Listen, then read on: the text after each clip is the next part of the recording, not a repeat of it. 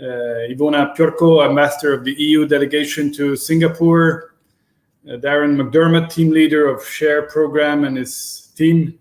Good afternoon to all of you and to all the speakers and of course to the audience. First of all, congratulations to the EU delegation in Singapore for organizing this virtual Study in Europe Fair 2021. And thank you for inviting the SHARE program to take part and run the first webinar in this important event. Higher education and students have always been an important part of our relationship with ASEAN because they play an essential role in the future of our two regions.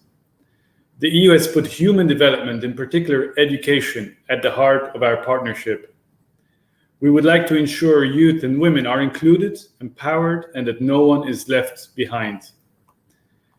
SHARE is the EU's flagship program in the field of higher education with ASEAN, in addition to the Erasmus Plus program. The EU SHARE program contributes to the people-to-people connectivity between our two very diverse regions.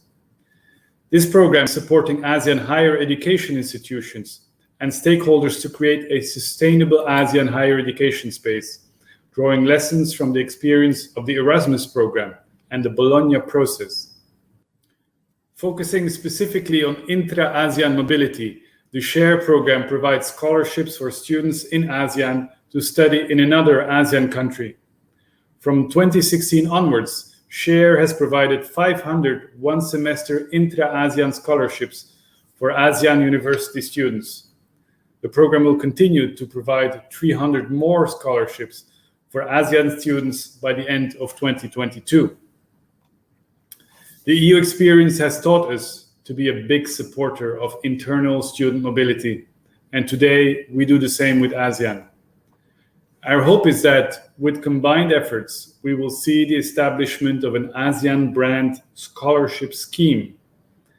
We envision a program similar to the Erasmus program in Europe, in which every year thousands of students and researchers are supported to experience work and life at a university in another EU country. Since 2014, the EU has awarded over 5,500 scholarships to ASEAN students and scholars to study and undertake teaching in Europe. Meanwhile, more than 3,000 students from Europe and staff from Europe have taken up study or teach in ASEAN countries during the same period. Today, despite the challenges of the pandemic, the EU is continuing its support to mobility in higher education.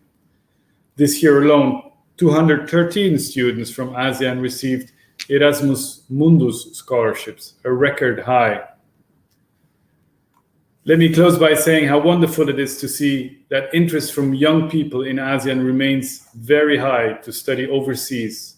I'm also very happy that through going virtual, we've been able to spread the word on EU and ASEAN study opportunities to an even wider and more diverse range of students and academics from across the region.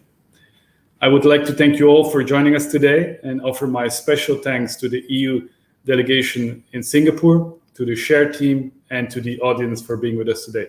Thank you so much.